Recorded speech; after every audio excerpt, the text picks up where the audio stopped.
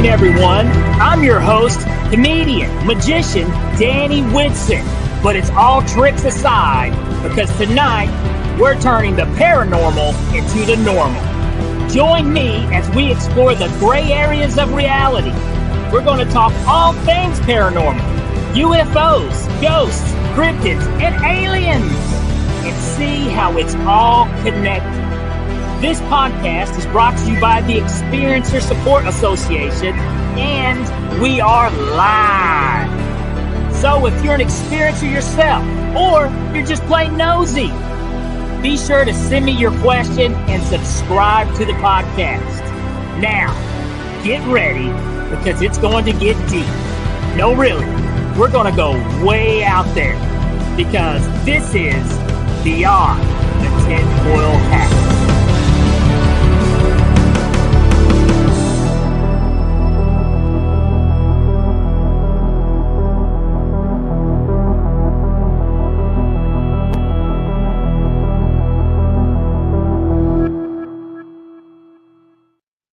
What's happening, paranormal junkies? And welcome to Beyond the Tinfoil Hat, and I'm your host, Danny Whitson. Guys, we are broadcasting live from the E-United Public Radio Network and the UFO Paranormal Radio Network on 105.3 FM on the Gulf Coast and 107.7 FM in New Orleans. Guys, we got a fantastic show lined up for you. First, though, I want to give a big shout out to our guy, Alex with Tessa. He has a brand new article. You need to run over there as soon as you can at the experiencersupport.org network and read it. Check it out. It's about Sasquatch. Yes, something that we don't get to talk about much anymore on this show, but you definitely do want to go check it out. That's Alex's article there at experiencersupport.org. Also, Patreon, like always, heed the world. Go over there, show us some love. And if you haven't done so yet, be sure to check out Tessa's very own Ryan Stacy's podcast that airs on Mondays at 5 o'clock. Ryan really breaks down investigations, gets down there, gets in it real good, explains a lot of stuff to you. All right. I'm excited about this guest. Really, I am. This guest just isn't a guest, but this guest is like a longtime viewer. And this guest is actually the first person Ryan ever actually interviewed. So I'm very excited to talk to her. She's from Windsor, Ontario, okay? And she's experienced Greys, Reptilians, and the Nordics, all right? So I can't wait to ask some really cool questions, and I can't wait to see your questions pop up on here as well. But let's get a big welcome for Lisa Savoy. I think I said that right, Lisa. Yes, you did. All right, I got it. That's the one thing I was worried about. I was like, shoot, I hope I don't mispronounce her name. No, you got it. Awesome. Well, Lisa, this is so cool. First of all, it's so cool having somebody who supports and views the show to be a guest as well. And then also, like, you're like number one. You're number one on the experiencer list here. But I tell you what, you know, even though I'm sure some viewers probably know who you are, but if you don't mind to care to introduce yourself a little better than what I did. Okay. My name is Lisa Savoy. I'm a lifelong experiencer. I have been ever since at the age of 3.5. And I still am today. And my first encounters was with the Greys. And then after that, it was with the Men in Black and the Reptilians together. Then after that, I made contact with a Nordic named Angie. Let me ask you real quick, Lisa, because, okay, your first experience, and this is what I tend to hear, like a lot of people's first experiences are as a child, you know, and it seems like it's always the Greys, you know what I mean? That's what it seems like as a child. Now, I'm sure there's probably been some other experiences, but about how old were you with your first experience with the Greys that you can remember? 3.5 in there. The reason why I say that, I never said it before, because I remember it was during the summer, and I remember thinking how my birthday's going to be in fall, and that's when I turned 4, so that's why I see 3.5. Okay. 3.5 years. So was this a memory that you always carried as a child, or is it something that you had to go back and be like, put 2 and 2 together? No, it's a memory I always had. Like, I had regression done before, like 7 times. It's a lot.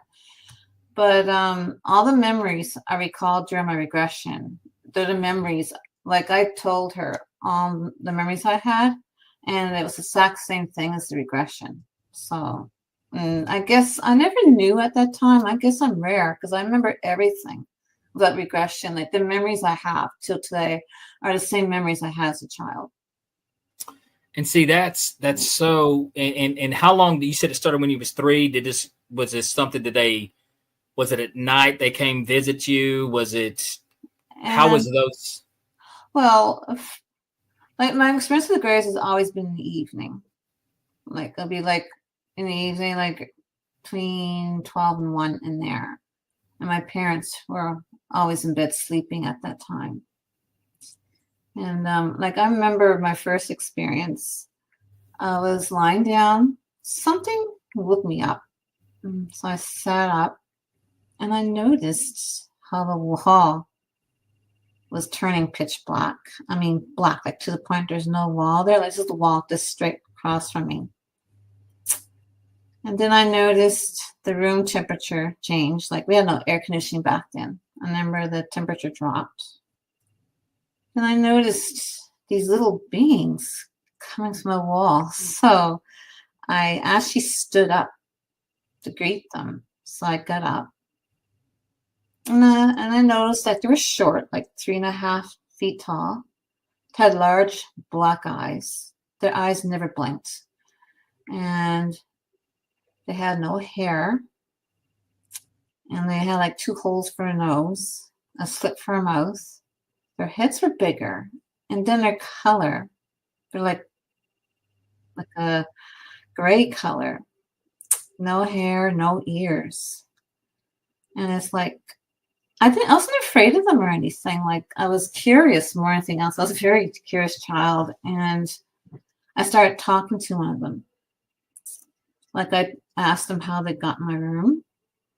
You know, like who comes to the walls. And I asked them where they're from. I got no response. I asked me how to name. No response.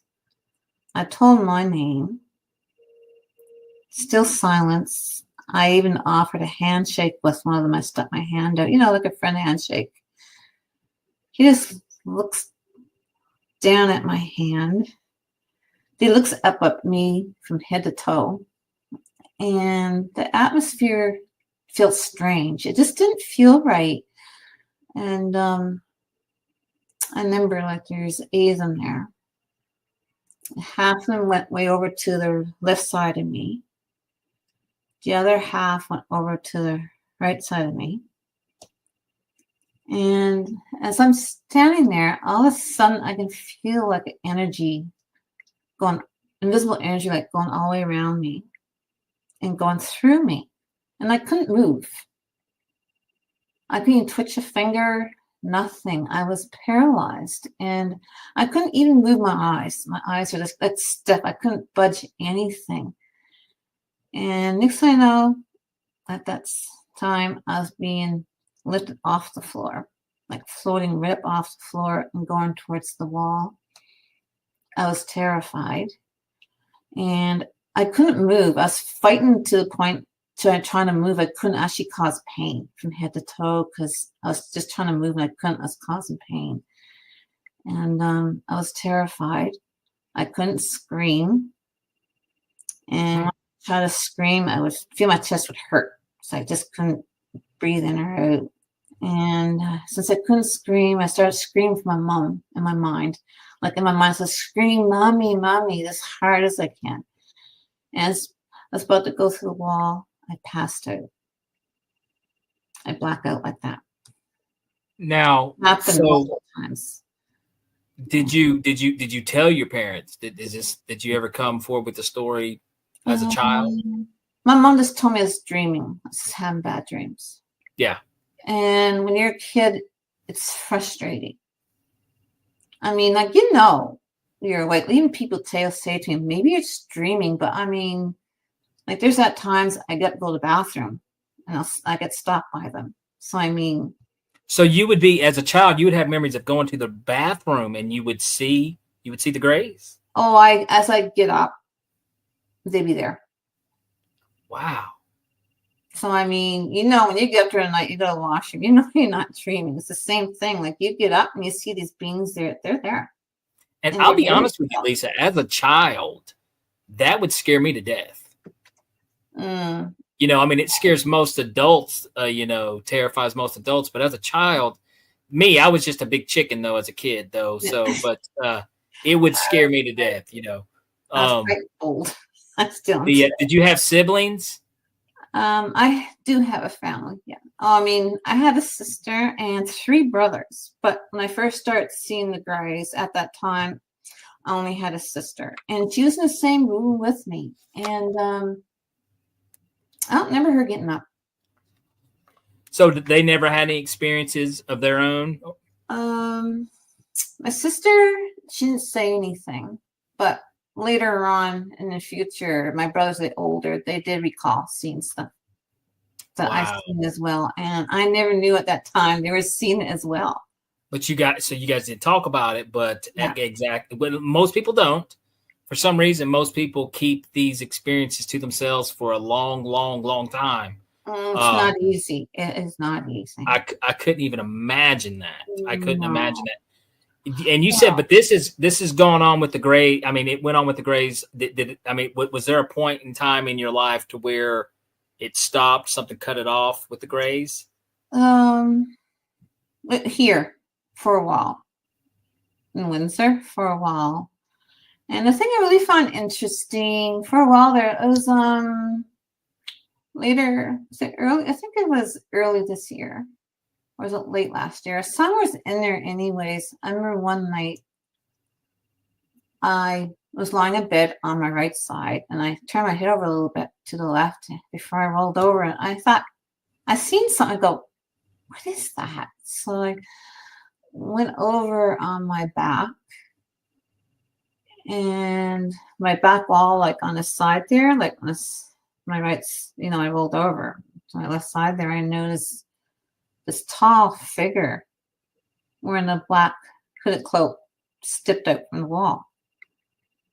And I noticed as they stepped up from the wall, like I usually see Greys, right? They're only 3.5, but this one was like 8 to 9 feet tall. They were tall. Well, that's another common one. Yeah. There's small ones and then there's tall ones. That's the first time I've ever seen a tall one, though, was that time. And I noticed too, like usually I see the Greys, right? They're coming at me straight on, like forward. But this one came out from the sidewalk, and he stepped up from the wall. I noticed something I didn't see before. He had like a stringy misty coming out from behind him. And because I got the side view of him, but as he stepped out, he turned and faced towards me. And his eyes are even different. Like usually my Greys, their eyes aren't slanty. This one's eyes a little bit slanted up a little bit. And they weren't as wide, like maybe not as wide like as the small Greys, like little smaller, their eyes aren't as wide, I mean. And I can see the features on its face better because it's bigger. Like I can see like the rings around the eyes, and I can see like a little crease down underneath the nose. And like it's the same as the other Greys, but the eyes, they were slanted. At what age were you whenever you realized what you, I mean, because I'm sure, you know, as a very young child, you knew you were seeing something, but you didn't know exactly what it was. What age did you realize, like, hey, where you realized what it was you actually were seeing? Oh, well, for a while they were living in Cambridge, Ontario, when it happened. And it wasn't until I think I was maybe 8 or 9 we moved to New Brunswick. And I remember one time, it was before supper hour, I went down the living room, the TV was on. And I noticed there's this people talk about the stuff they're experiencing. And it turned out they were seeing the same thing I saw, the Greys. And it horrified me. It actually gave me a sick feeling in my stomach. Because people told me for years they're only dreams. I knew they weren't dreams. And I knew too, like I seen other kids. I was with other kids my age during my experiences. So I knew I wasn't the only one. But when I saw that on TV, that's when it really hit me. Because I never heard of aliens. I always call them the little people. That's what I call the Greys. But when I saw it on TV, it just struck me terrible. I was shocked. I didn't know what to think. That had to be. I mean, but when you see something that you know that you've seen before. We got a question here from Liv Light. Yes. Big shout out to Liv. Also Liv said, Canada in the house, baby. Canada. What up? Yeah. Here we go. Liv's always got the awesome questions. You know, Yes, she she does. does. Let's see. She says, hi, Lisa. Did they emerge from the wall like a portal? Was there an odor or a temperature change? Okay. I always believed it was like a portal or something. Like, I don't really know, but it's just something I believe. Like, I figure, like, how else could they come into my room, you know?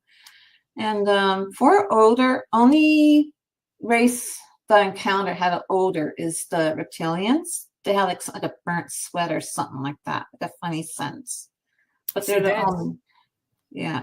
That's interesting because I hear a lot of stories about the Greys. I hear about the Greys in encounter with children, you know, at night. I don't understand what's going on there, you know, but I do hear a lot of those same stories from people.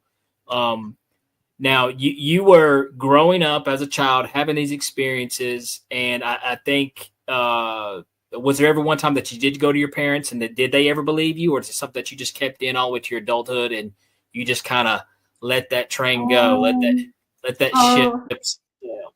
Well, how my dad found out, it was a while ago. I was living in Winnipeg. My two boys were small. They're only young. And it was one summer, my husband was getting ready to go away for he used to be in the military. He retired 9 years ago. And one time he was getting ready to go away for like 6 months. He'd done it quite frequently. And in the morning, I would wake up and he would see these horrible marks on my skin. Like something broke into my skin, like something sharp went to my skin. And I had these bruises. And the weird thing was, like I would have them on both legs on the exact same spot in each leg. I wake up with one or two of those in each leg. And my husband goes, how are you getting those? Okay, like this is maybe a couple of weeks before he hit out. He's going, I can't remember where he was, somewhere overseas. But then a few nights again before he went away, I wake up again with these on me, like this time not on my legs, but I had them on my arms. And again, he's going, how are you getting those? It's really upsetting him. And I said, don't worry about it.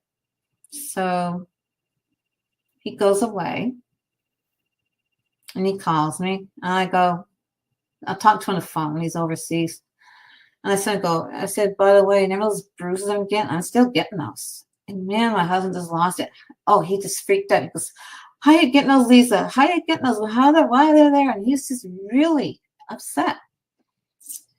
And so as time passes, one morning I wake up and I feel burning on my knees. I mean, a horrible burning sensation on my knees. So I reach in my right hand, touch my right knee, and I thought my skin was coming off. And I go, what's going on here? Now what? What happened to me? I pull off my sheets, and you wouldn't believe the burns on my knees. No lie. Burns on your knees. Yes. Black burns on my knees. And then that was not the only thing I had. I had bruise marks on my on my breast, on my lower stomach. I had a bruise upper side of my leg, inside my leg, 2 bruises, big ones. They're black on each leg. Then up in my upper thigh, like high my legs there, I had 3 small black bruises on each side. Well, I got to be honest with you, Lisa. No wonder your husband was freaking out. He was like, is she being abducted or is she doing some freaky deakiness? What's going on here? Probably really freaked him out. But the thing was, no, he didn't believe it was me. You can tell that. But so my poor son saw this, and I thought my son's just going to lose it. And my husband would call on the phone, and my son would get the phone and start talking to my dad. I mean, at this point, I was feeling sick. I was feeling nauseated. I couldn't eat anything. I couldn't drink a thing of water for 3 hours, not go to the bathroom once. Oh my God! Well, I was feeling sick as a dog. 666. We do have a question, and you're kind of already answering this, but Liv did pop a question in here. When did you discuss your experience with your husband? So how long into, I guess, your relationship before you kind of sprung the news onto him? Or was it just that these obvious signs? Well, he figured there's something going on. And to be honest, he didn't really think of me being experienced not till after he moved into Windsor. Because before I heard from Ryan, I did the ERT thing with MUFON, like for experiencers, and I sent a thing into them. And not too long after that, I got a mail from Ryan. And and my husband found the email on the computer. Okay. It didn't freak him out. I still remember Winnipeg, and he got really silent. His face turned a little bit pale. You know. Yeah. So is he a believer himself? Yeah. Okay. Well, that helps. That absolutely helps, and it's very helpful that you've got support. Not everybody has that, you know. No. Oh, some people had a hard time. Yes, Liv, we're actually going to plug that at the end of the show. We were talking about that. Lisa does have a book, Living in Two Worlds, on Amazon that you can check out. We're going to plug that at the end of the show. But yes, she does, which sounds very interesting to me, and I believe I'm going to pick it up myself. Yeah, it wasn't for my mom. It was for her. Yeah. But okay, so I'm just trying to, you know, paint a picture here, I guess, in my mind. So you were having these experiences with the Greys. Now, was it, you know, as a child, basically all the way up to your life, and you said you've even had the experience here recently, you know, where you're at now, where, you know, a lot of people, I've heard people say their experiences with the Greys weren't frightening. They weren't there to hurt them. They were there to be nice. And I'm going to be honest with you. I've heard some opposite things too, as well. And I, you know, I know this could probably, I don't want to trigger anything at all, Lisa, only you be comfortable with what you feel like talking about. But, how would you consider your experience with them overall? I found my experience with the Men in Black the worst. They're the minute. So, okay. Inside is terrible. So, okay. So after having experience with the Greys, like I said, you did have these markings and stuff that you couldn't really explain. You did have experience. Your next experience, was it with the Men in Black? Was it the Reptilians? What was the next? I've been seeing the Men in Black ever since my childhood. So, okay, did you have two gentlemen arrive to your front door and ask to speak to you? Is that one of these kind of situations? What was your first experience with them? It's very little rusty, but I don't remember exactly a whole lot where they got me, but I remember there's like a field hand in my home. I had experience in the field too, seeing this object.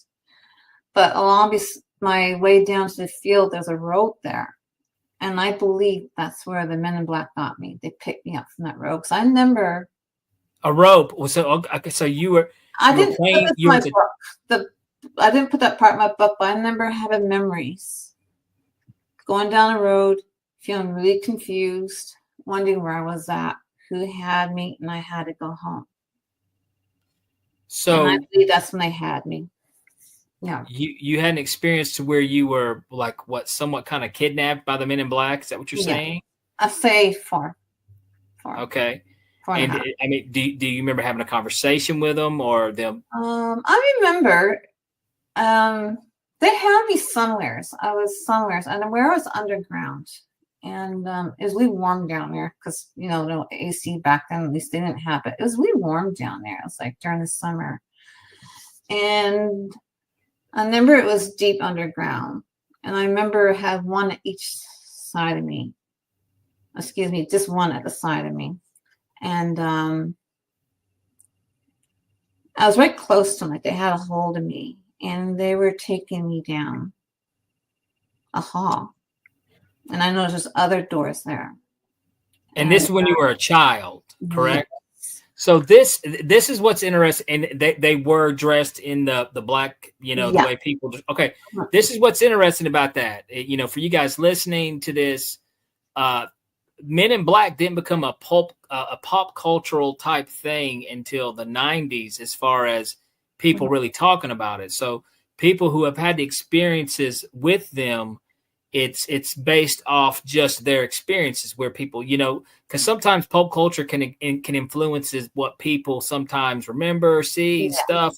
This isn't an instant with you, though, because this was way before all that. Which I find interesting as a child, that, this is what you were seeing. So it also kind of, gives a little more, clout to it, in my opinion. But you said it wasn't a pleasure experience at all. No, but I remember they took me down and little ways. There's other doors there, but they took me into one spot there. It was to the left side. And he took me in. There's another Men in Black in there. And so there's two of them. And I remember the room was dark. And they're quiet at first. They weren't saying much. But I remember he took me in. Then the other guy there, like just like like seeing a doctor's office, they have the examination table there, thing there. And I remember the other one in there, he was wearing sunglasses too. And I thought, why is he wearing sunglasses in the dark? And I think as a child that way. But I remember he picked me up and he sat me on this table. And I remember across from me, they had like a white fold-out table across from me. And then there was this man there. He had a briefcase. He picked it up. He put it on a table. He opened it. And he had like a chart. And he's going through it. And he was saying something I can't remember. And it's like a mumble. I just don't remember what he was saying to the other guy. Then he puts that down. Takes the sunglasses off. Both of them take off their jackets. They only had a white shirt. He took the ties off. He just had the white shirt on. And they come over. And the guy there says, lie down on the table. And I knew if I lied on that table, I was gone. I'm done for. And you don't remember how old you were? Around age? I believe like 4.5 in there. Okay. So you were just a little girl. Yes. And as I lie down, one goes by my feet, one goes by my head, and each one pulls my clothes off. One end takes my pants off, the other end takes my shirt off. And so, that's definitely not. Definitely not a pleasure. Do you remember coming back home, or how you made it back home, or? Just like that. Remember I said before, I remember going down along the road there, feeling confused, and so I didn't put that in my book. Gotcha. Well, understandable. That because there's some stuff I did not put in my book. But people say put a new one. I said no. If it's not in my first one, I'm not gonna. Gotcha. It took me a while. It's actually the first time I mentioned it on the interview. Was that part, I believe, because it's hard to talk about. Absolutely horrible. I'll tell you what, Lisa, this is what I want to do. We got to cut to some messages for our sponsor. When we come back, I want to hear about the Reptilian and the Nordic. All right? Yes. Guys, we'll be right back with Lisa Savoy.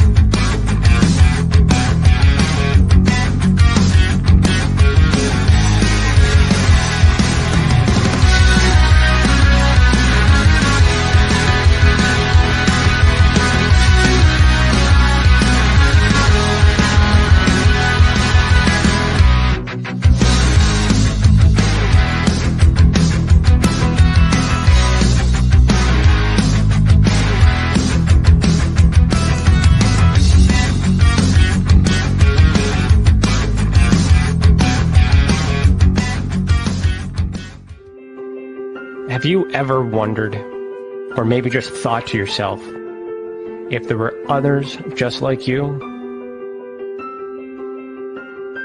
You know, people with extraordinary abilities, psychogenic advancement, and perhaps unique intuitions. Maybe you just wondered if there were other people who experienced unimaginable, unexplained, or even unusual and paranormal events. Are there people who have more questions, more fears than answers? Well, you're not alone. You've never been alone. We believe you. Sign up for EA today.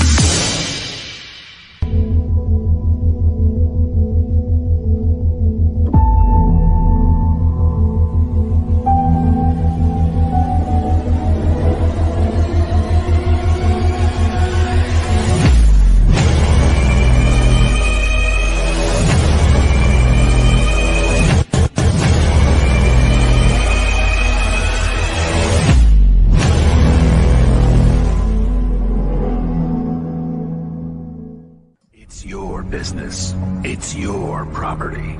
Your assets are worth protecting. Blacklight Investigative and Surveillance Services specializes in patrolling and inspecting residential or commercial property against fire, theft, vandalism, terrorism, and illegal activity. People and buildings are monitored to prevent crime. Keep your property, your people, and your assets safe from threat. Our elite staff are dual licensed private investigators and security guards. Blacklight Investigative and Surveillance Services. Go to blacklightiss.com.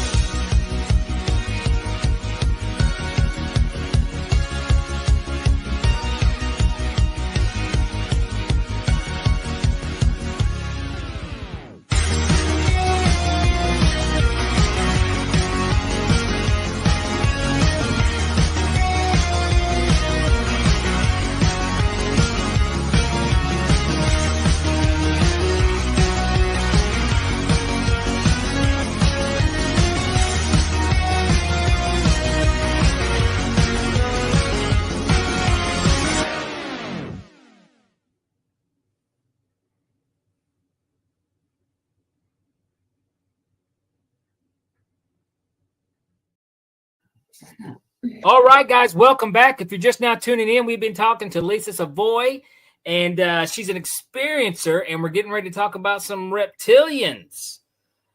This is definitely something that I haven't heard a whole lot of stories about. Like, I hear a lot of story about the Greys, and I mean, I have heard about reptilians, but it's always interesting because I haven't talked to a lot of people who have had that experience.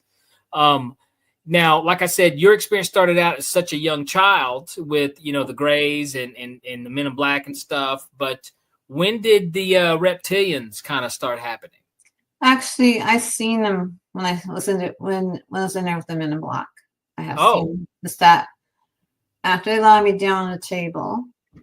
I remember lying there and I heard and seen something like, you know, the Greys don't make any noise, but the reptilians do. And I remember lying there, and to my left side, there's supposed to be a wall there. It wasn't there anymore. So I looked to the left, and I could see something moving and making a sound. I thought, well, the little people don't do that. They don't make that noise. And I noticed they were taller, and I could see something moving, but they were huge. They were wearing black. All black, like a hooded robe. And I can smell odor. It's quite strong.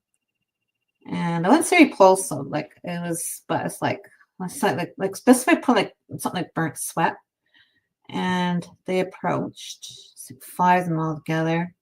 they approached me, and they were so tall, and there's this huge, like 8, 9 feet tall. And they approached, I nosed their face. I go, they're lizards. And like a T-Rex is the best way of putting it. And they had like yellow gold eyes. And they had like brown to bluish greenish hue skin. And they had like lines going from their eyes right down to their nose. And I could see like stripes, we would call it. And even on their hands, they had it as well. And as they approached to me, I didn't know, I was terrified. I didn't know, why do they look like dinosaurs? And like when they move their mouth, I could see their teeth. They had really sharp teeth. It's like looking at a T-Rex. And they had these huge hands with incredibly long nails.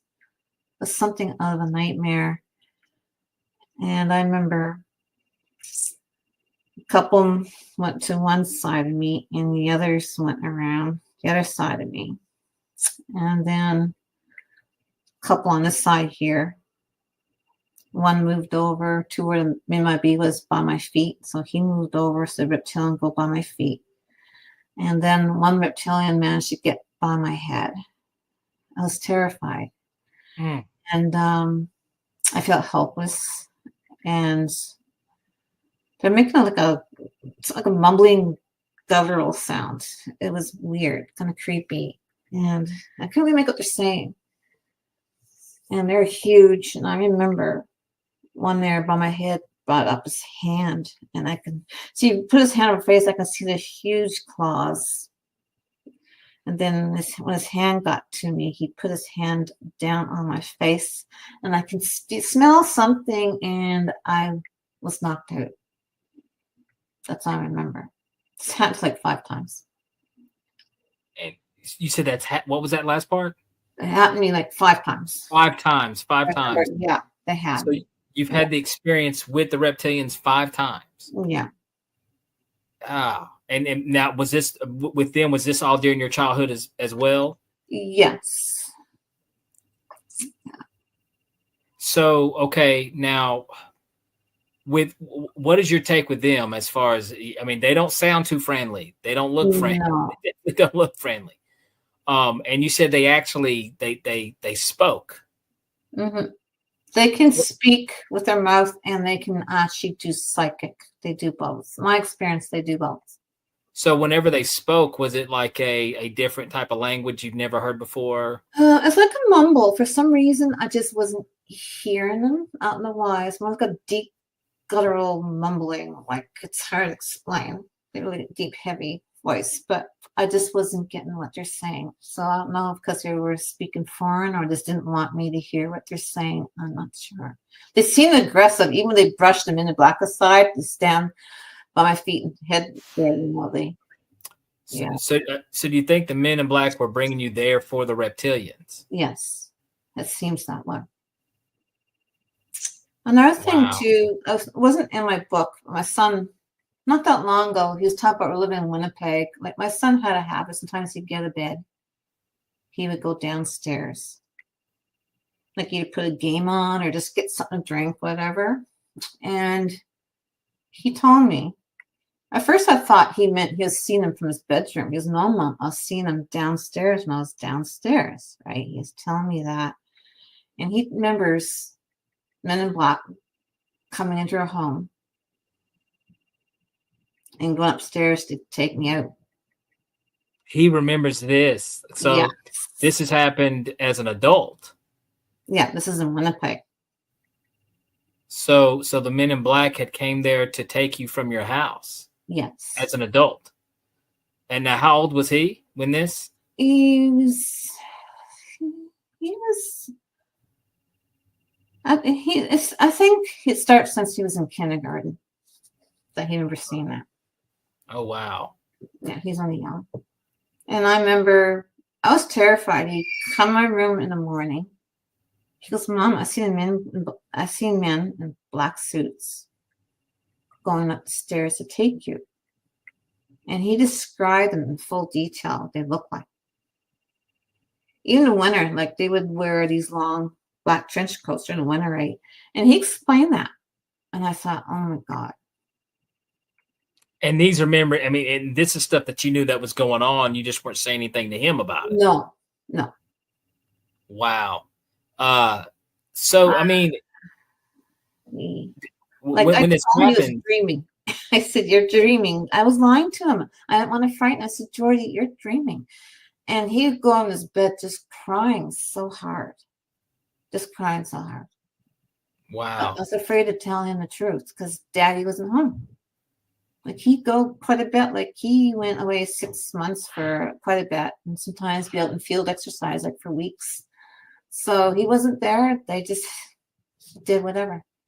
So what do you think? I mean, what do they want? What are they wanting with you? What is going on? I wish I could tell you. I don't know. I have ideas, but I really don't know. I can't really say. Like why has this happened to me?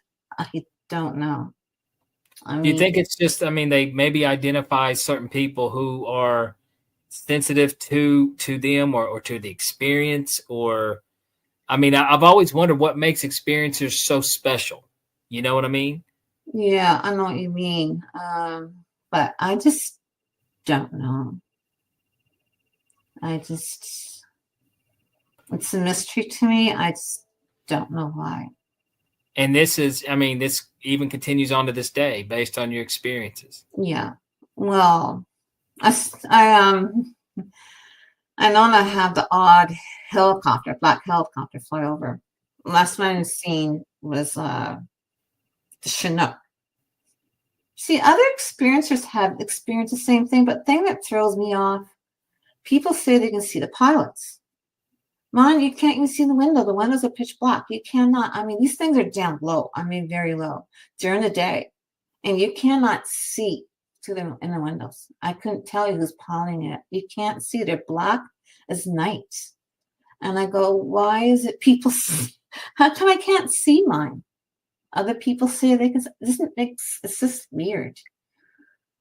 So you are having the black helicopters flying around your house.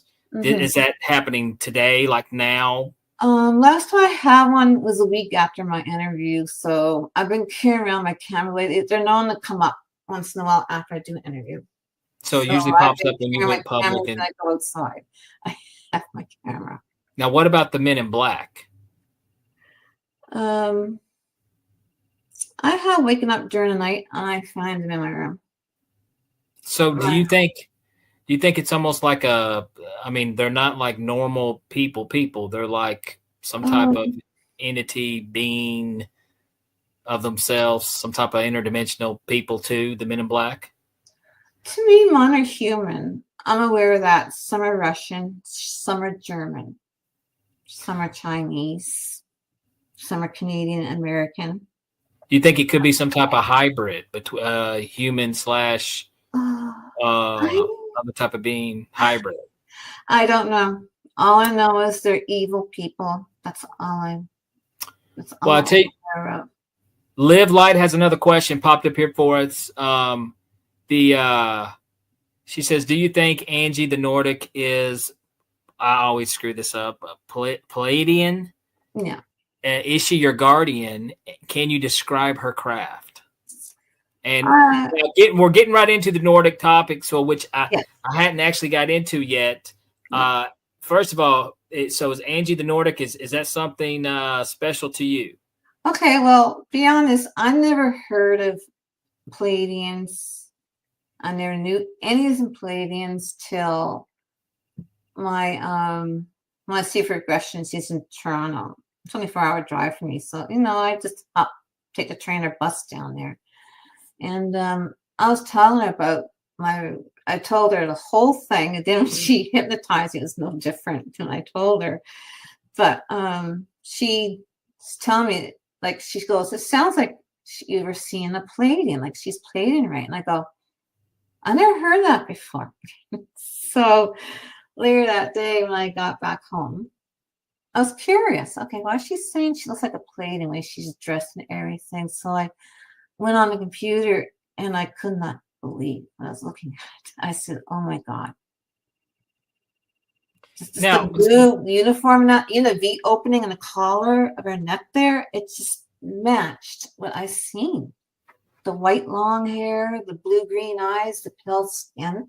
I was shocked how she resembled what people were seeing. Now, aren't those the ones that resemble us the most, correct? Only thing with Angie, her eyes are a little bit longer than ours. Not much, but a little longer and a little wider than ours. Yeah. So when was your first experience with them? I was 4.5. It was not too long after I seen the Reptilians. Wow. So as a young child, you had literally you were having all these experiences from all these different types of beings. Yeah. At a very, at a very young age. And did the experience with them continue on as well, with the others? Yeah, it's mostly psychic, but I can feel their presence. I've been feeling their presence a lot lately. And so what was that first experience like with Angie? I remember I was in bed and I had the window. Like my mom likes to change her room once in a while. And the first encounter I had with her, instead of facing the wall, it was facing towards the window. And I woke up and I heard something knocking on the window, rapping on my window. And I looked at the window. I could see her outside. And next thing I know, she just steps right in, just walks right through the window on the wall. It didn't turn dark or anything. She just walked right through it. And I thought, it didn't scare me because, I was just used to seeing stuff that was unusual. And she comes over to me. She starts talking to me. I remember, I thought she's kind of pretty. She had long white hair. Her skin was so pale. Pale. She went in the sun. She would just burn, right? And she had, in the dark, her eyes just looked blue to me. I didn't realize they were blue-green after I went in her ship, but they looked blue to me. And she knew my name. And she's wearing a blue flight suit. It's shiny blue. She knew my name. She knew everything about me. And I thought, how does she know my name? How does she know what's going on with me? Then she sits on my bed and starts talking with me, about how I was feeling. And she knew what was going on with me. Everything. She knew everything. The Greys, the Men in Black, the Reptilians. She knew everything. And I thought, how does she know all this? And then she finished talking to me. She goes, she says, I want to show you something. And I thought, what she wants to show me? So she gets up. She, invites me to go over with her. She wasn't forcing me or anything, It's a choice I made to go with her. She had a really nice personality. She seemed really friendly. I just got nothing but good vibes from her. So I trusted her. I get up and she's ahead of me. She goes outside the same way she came in. And I thought, okay. So I get as far as stepping into the wall. And I look down, I can see her floating down to the ground.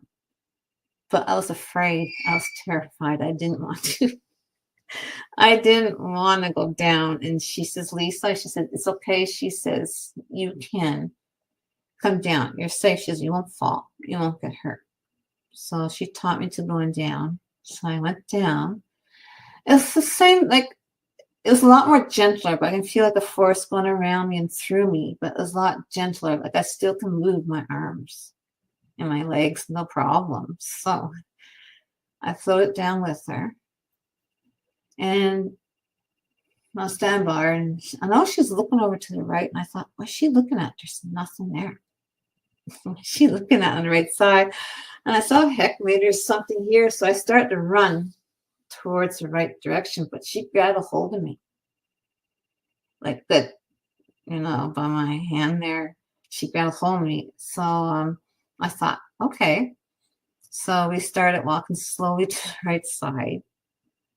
And as we got closer, I thought, what is that? I can see something starting to show. It's this way to describe, it's like a blurry reflection starting to show, a fuzzy, blurry thing. As we got closer, I can see it's in the shape of a triangle. And she had me hold my hand out. She says, approach slowly, and I walk to it. Then I can see it. I can see my reflection in it. And I put my hand on it. It's like a lukewarm feeling. It was very smooth. Like it's a smooth metal. It's like looking to a mirror and you got close to it. And it was interesting because it's like a triangle. It's basically for two people, like for her and me to sit in. And it's a small triangle. And I noticed on top of the triangle, it was just like a smaller triangle on the back of it, painted back there. And it's floating off the ground. I could tell there's no landing gear, so I was curious. I looked underneath it, and there's no landing gear. And I thought, okay, how come this is floating? So, and I noticed there's a piece underneath it. Like I asked her if I can go underneath it. So she gave me permission to go underneath it. And I can see a piece. This would describe it something like a teardrop or a raindrop, but it was shaped as in the middle of the ship. And it's just like this other ship was really smooth metal. Yeah, it was really neat. So do you think these beings are extraterrestrial, interdimensional? What is kind of your take on that? Some people even believe that I've heard people say angels, demons. I've heard everything. What's your take? I believe she's from a different world. Like I learned from the Greys, they're like far away. I mean, space is so huge. Like it's so huge. I learned as a child from the Greys. Unimaginable big. Yeah. And I believe she was from a different world.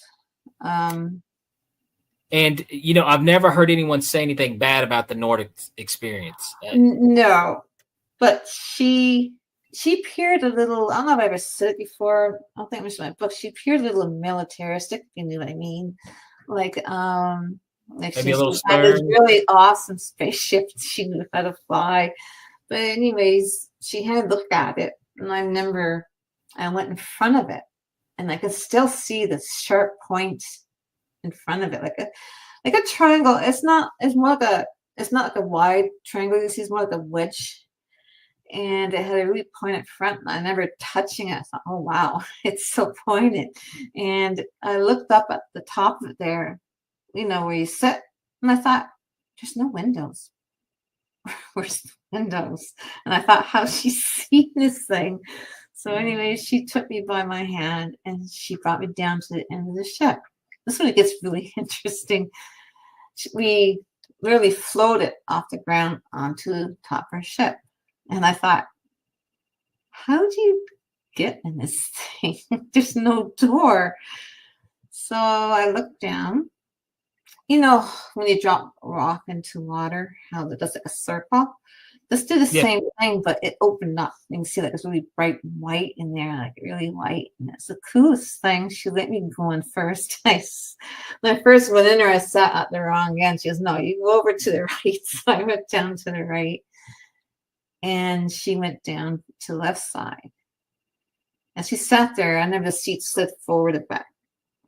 And after we got in, and I looked up and I thought, oh, wow, I can see outside. I can see the houses across from us, across the street from my home. And I thought, oh, cool. And I thought, okay, you can't see the windows on the outside, but you can see outside. You're inside. And I remember it was all white. Except for one piece there, like the arm, like where you can rest your arm on the seat there. Just like a long, not that wide piece, right, where you put your arm on, like a medium gray color. I didn't know what it was at first at that time, what it was for. And I know it's like something like a spear, like a ball. So there was no windows or anything inside the craft. It was very kind of plain. I had no controls in it. Like I had, like you see in the airplane, it didn't have the wheel or anything. It's just nothing. Like that piece there. I didn't know at the time. I can use that to move the airship.